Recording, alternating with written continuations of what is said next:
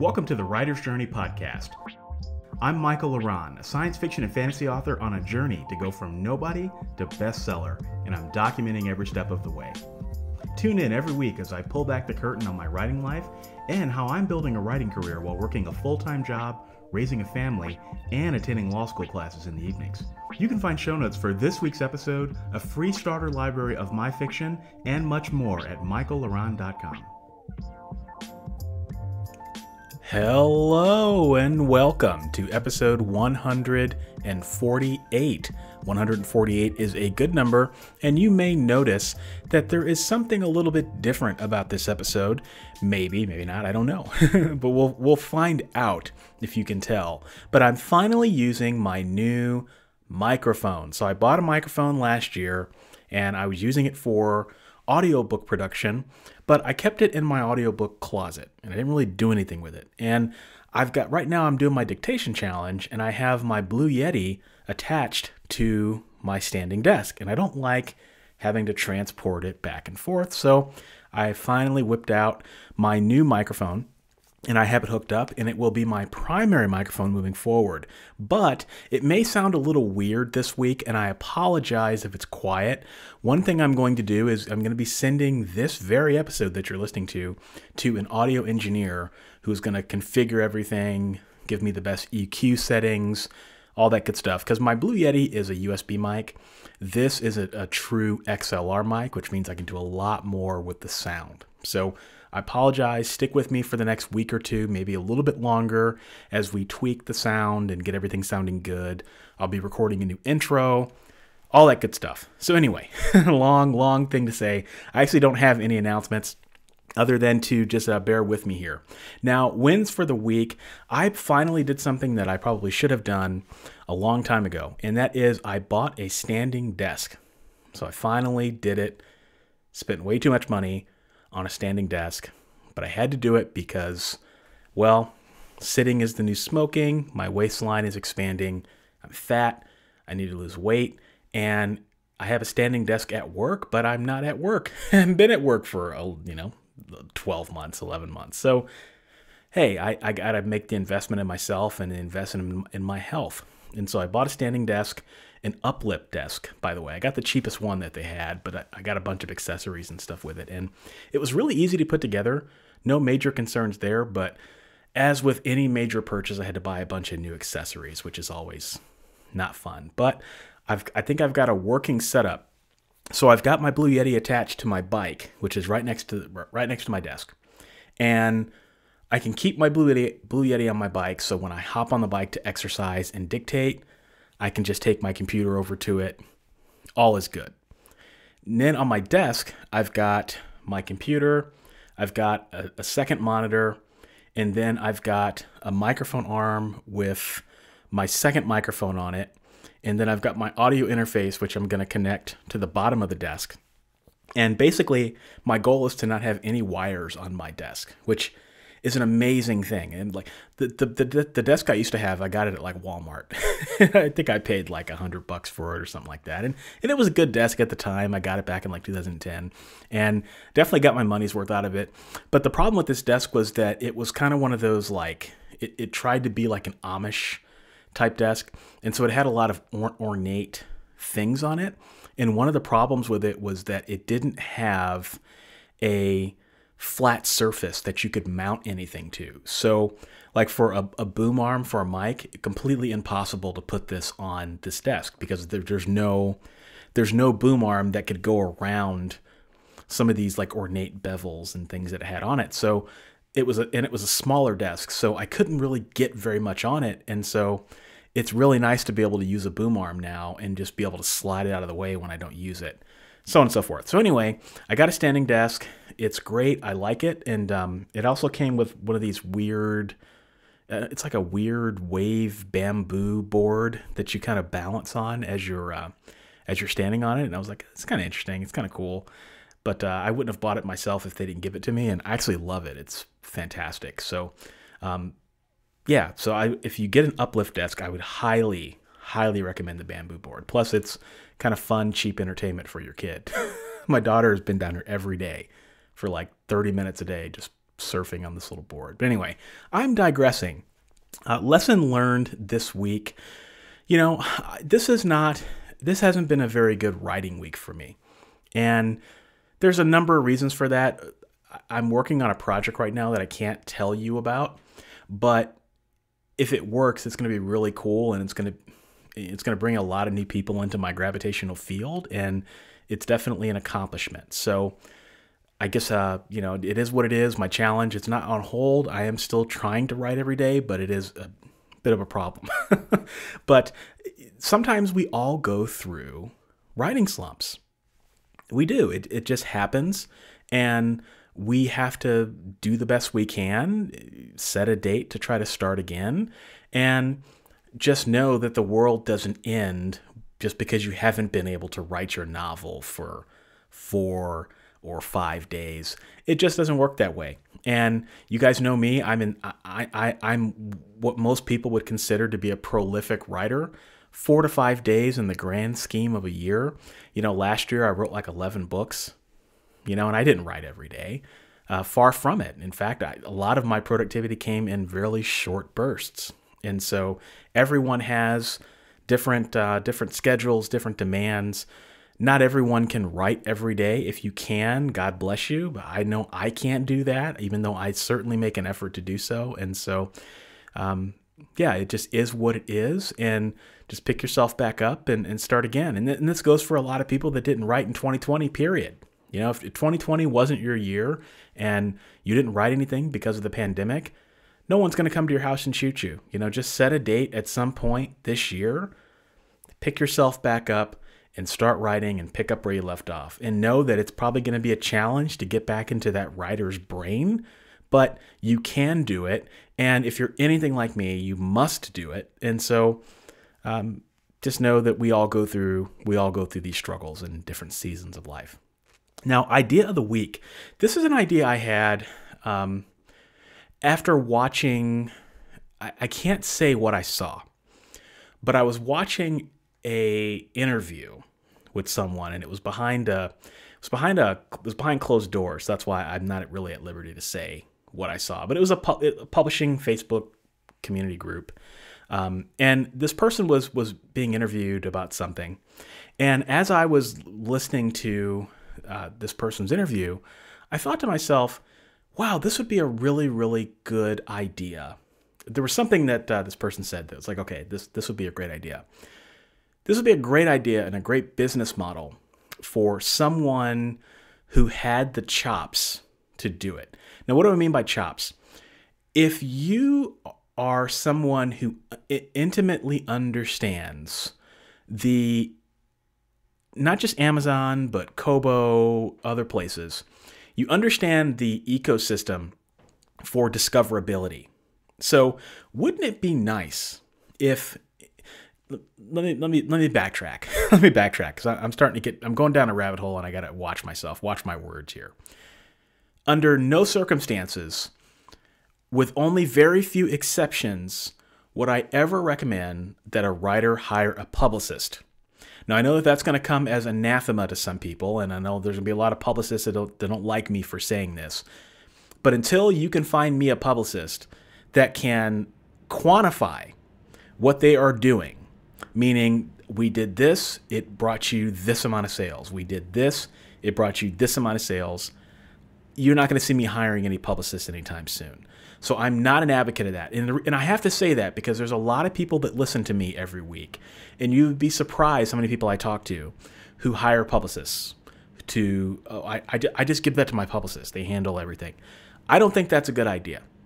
All right, so let me just be clear on saying that. Now, that said, I do think that there would be value in someone who was a discoverability consultant. Now, what is that, Michael? What do you mean by a discoverability consultant? Well, wouldn't it be nice if you could give your book to someone? Like you could just give your book to someone or with a description or fill out a form on what the book is about. And then that person goes off on Amazon and other places and they find you the best keywords for your book. They find you the best categories for your book. They give you a plan and a strategy, and then in 30 days, they check to see how the book is doing. 60 days, they check to see how the book is doing. 90 days, they check to see how the book is doing, and then they help you tweak to find the most appropriate keywords for what your book is about. Now, the reason I say that is because I think that there are a lot of people who struggle with that discoverability and that metadata piece, and there are so many different moving parts to the Amazon ecosystem. So it's not just keywords. It's keywords. It is your subtitle of your book. It's your product page on Amazon, what's in the editorial section, the categories, your Amazon ad keywords, your Amazon ad copy. And wouldn't it be great if you could pay someone something, a reasonable fee, to where they could help you manage this stuff? You maintain it. You don't give your Amazon access or your Amazon dashboard away to anybody, but you give them the ability to help you get your book discovered.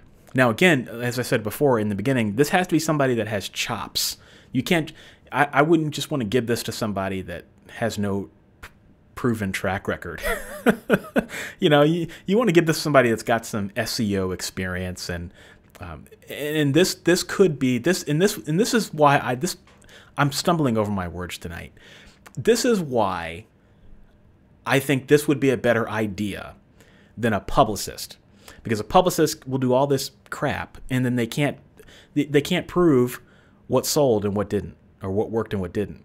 But you could hire this person as a consultant, and they could change, let's say, 2 of your keywords at a time, follow up with you in 2 weeks. Hey, did you see some more sales? Okay, cool. You did? Great. Okay. See what I'm saying? You can quantify that. Okay, they changed something in your book description. Wait, you can quantify that. So this is a quantifiable consultant, or a consultant that can give you quantifiable advice. And then when you have somebody that's been working on a couple hundred different books, and they do this and they see this every single day, well, then you have a very, very good business, and you have a business that's built on actually helping people make money, right? As opposed to just taking people's money and hoping that you can get some sort of quantifiable. I'm going to get off my soapbox now about publicists and PR. You guys know that that's just kind of how I'm built. You have to be able to quantify what you're doing as much as possible. Not everything in the writing life is quantifiable, but one of the pillars that I talk about in terms of my own business is becoming a data-driven writer. And if you cannot get meaningful data from something that you're doing from your marketing, well, then it's probably not a good idea to do unless you have a very, very justifiable reason to do it. All right. Now, anyway, that's idea of the week for a keyword branding consultant. So if there's any of you who are listening who are like, maybe I could be good at that, there you go.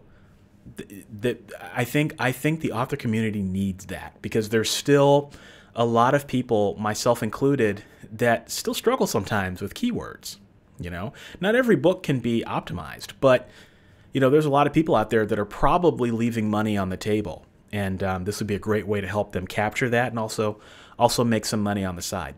All right. So, topic of the week. It is late on Wednesday night. I don't know about the rest of you, at least my friends in the United States. I have been glued to the television today watching some of these events that have unfolded at the Capitol, and it's been a long night, and it's been an interesting day. Let's put it that way. And so I had a topic prepared, and I just don't think that I'm in the mindset to talk about it. So what I would like to do is I would like to pull out an oldie episode from my archive. And this is an episode that I would like to bring back to everybody. This is episode 66. So I'm not pulling anything recent back, but this is episode 66, which I think was in 2019. No, 2019. So it's been some time, especially for those of you who are newer to the show.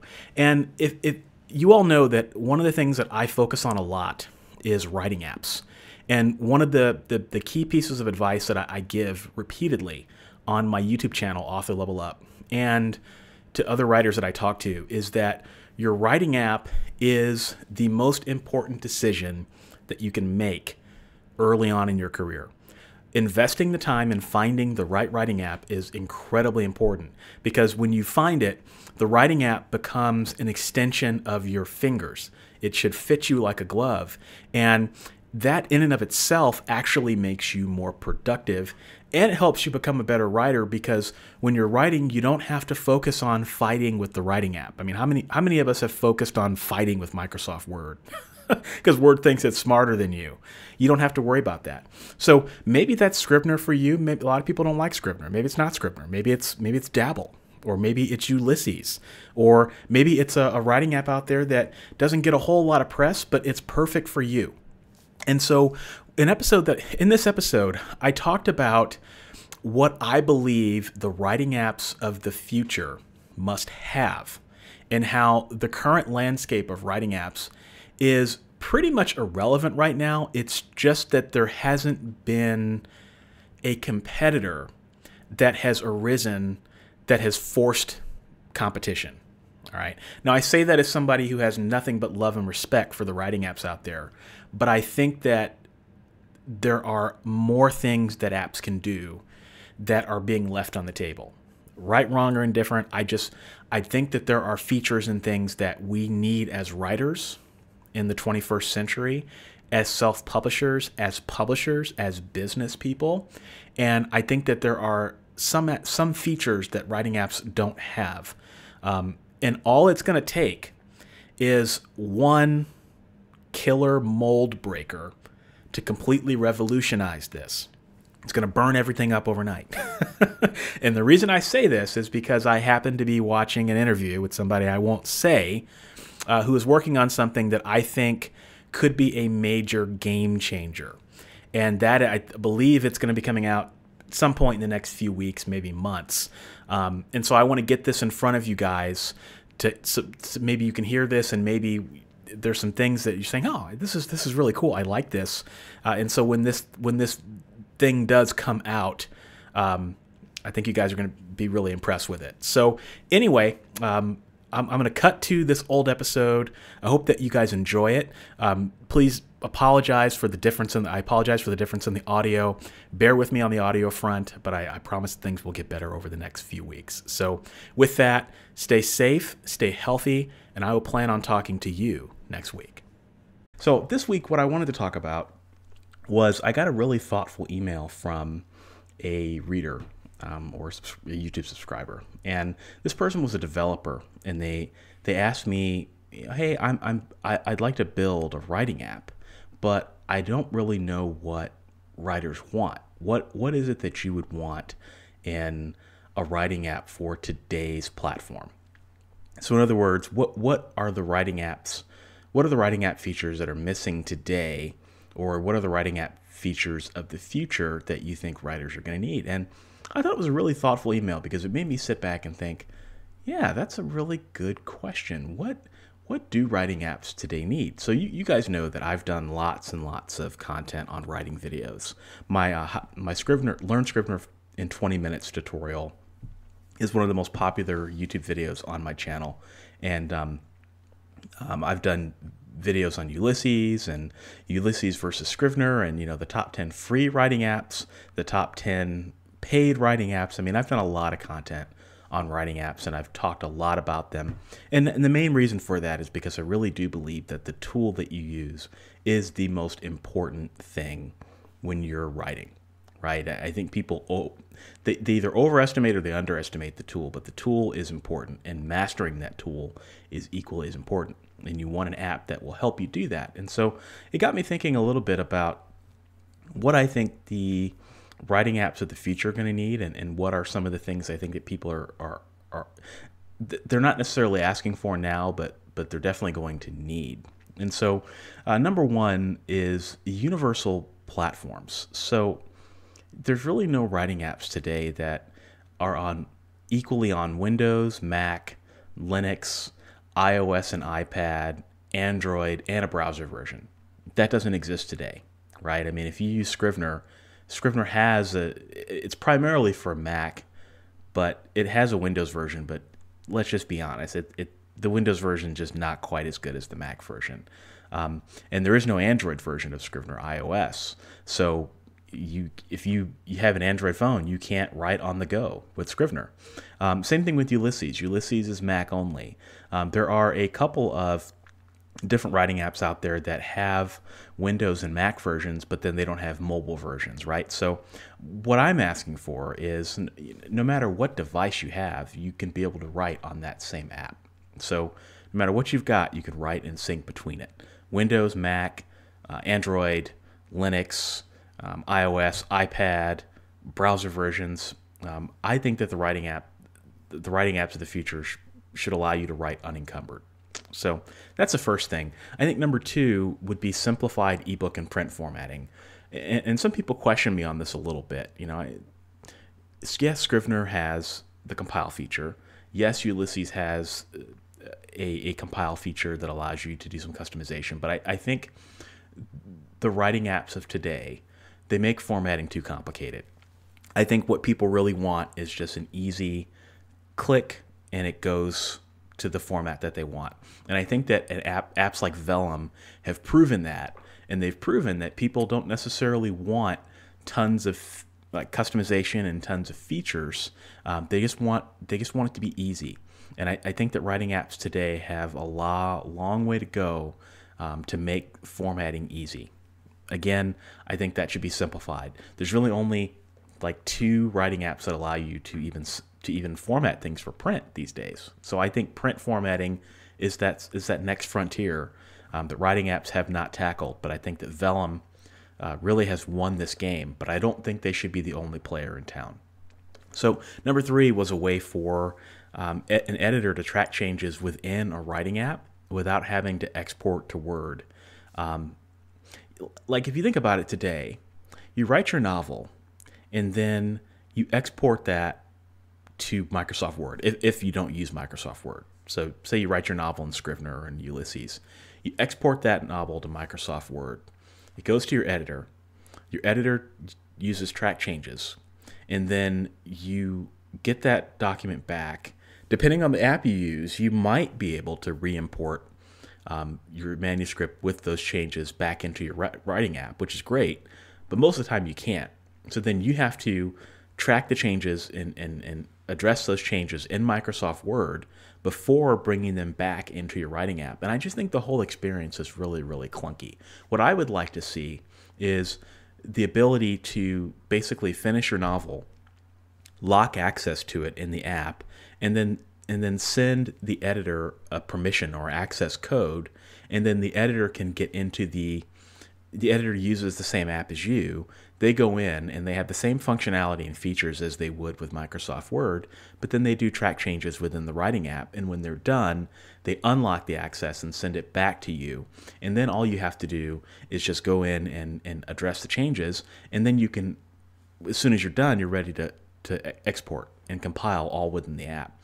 I just think it's just not there yet. It just doesn't. There's no easy way to get things to an editor and back without having to export and re-import and all sorts of things. And I do think that there would be a great way to streamline that. Number 4, I think, is integration with ProWriting 8 and Grammarly. ProWriting 8 and Grammarly are great apps. Grammarly is better for nonfiction. ProWriting 8 is better for fiction. But I think that they both do a good job of helping you capture some typos and grammatical errors that maybe you didn't know existed, right? I think anything you can do to catch typos before a book goes into publication, I think is a good thing. And I think that they do a good job there. I think that ProWriting 8 and Grammarly are really, and grammar apps in general, are really in the infancy of what they can truly do. They're not using AI yet.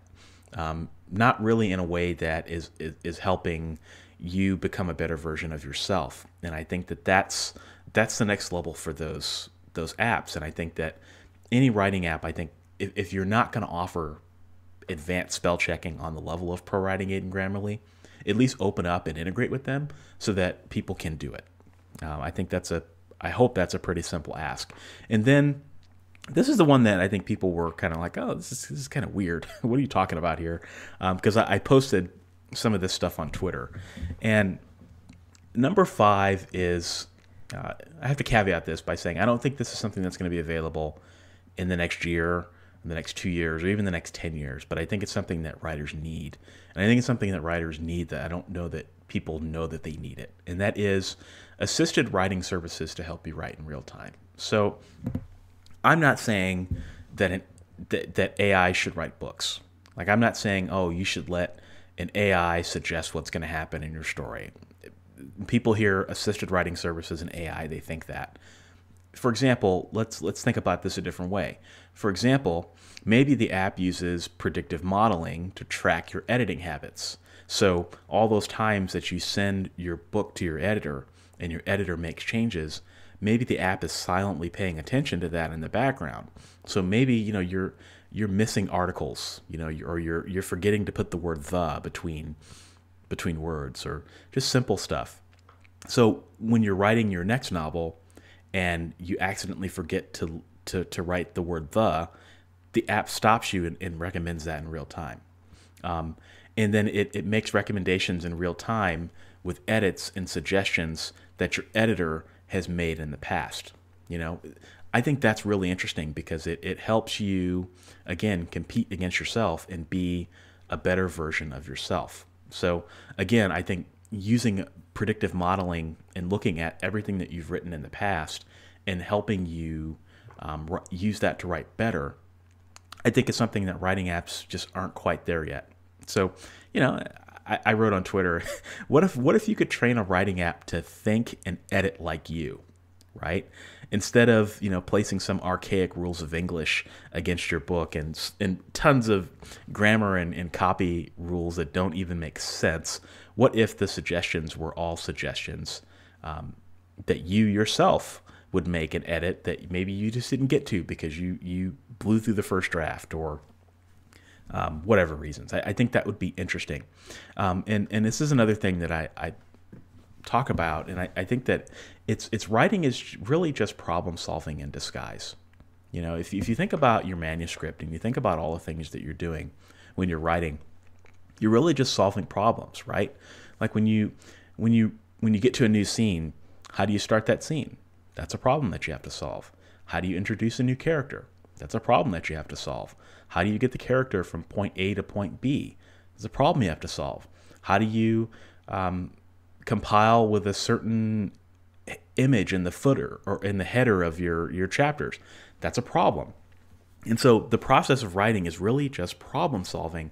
And I think that the writing apps of the future are going to be able to help you solve those problems better, instead of just simply offering you a tool to help you figure it out and do it yourself. I think that writing apps today are kind of dumb writing apps. Not dumb in the sense that they're stupid, but dumb in the sense that they don't really do much more than what you pay them to do. But I think the writing apps of the future are going to be smarter. So I need an app that can help me with consistency problems, right? So if my hero is wearing a t-shirt on page 5 and a sweater on page 6, I want the app, not an editor, to tell me that immediately. Why? Because it saves me money on editing and it saves my editor time, right? Like, I want an app that I can ask, hey, show me every instance when I referenced my hero's mom. And then, a list will magically appear of all of that. You can kind of do that today in some writing apps through the use of keywords and tags, but it's pretty laborious. I think it would be interesting if the app could automatically do that. What if an app could automatically recognize anytime when you were writing, anytime you started introducing a new character, and then as you did that, after you introduced the character, the app pops up a small alert, and it says, hey, we think that you introduced a new character. Is that true? And if you click yes or you click no, and then the app thinks and it produces a list of traits and things that you've done with the character, and it says, are all of these things true? And it might say, character's wearing blue jeans, character has brown eyes, character's wearing a top hat, or whatever, and you confirm or deny all those things, or you have the ability to add additional character details. And so then the next time you have a chapter with that character, the app checks what you've written versus what you have logged and what is in the past, what you've written in the former chapter. And then if you have a character wear trousers, for example, the app can say, hold on a second. In the last chapter, this character was wearing jeans. Did they change clothes? Right? And so it's this constant conversation that the app is having with you to help you stay consistent. I think that's the future.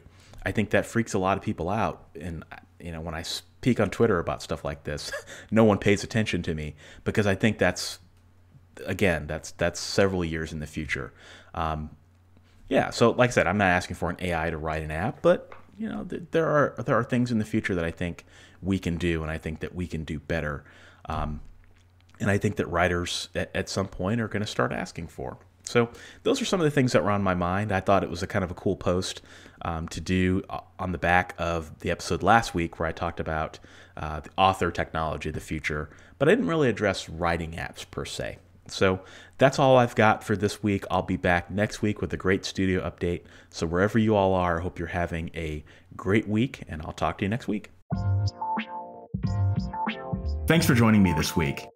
If you enjoyed this episode, you'll enjoy my backlist episodes at michaelaran.com/podcast. For your free starter library of my favorite novels, join my fan club by visiting michaelaran.com/fanclub. If you're a writer and want to connect with me further, check out my YouTube channel, Author Level Up, for helpful writing advice at authorlevelup.com. Thanks for listening, and I'll be back next week.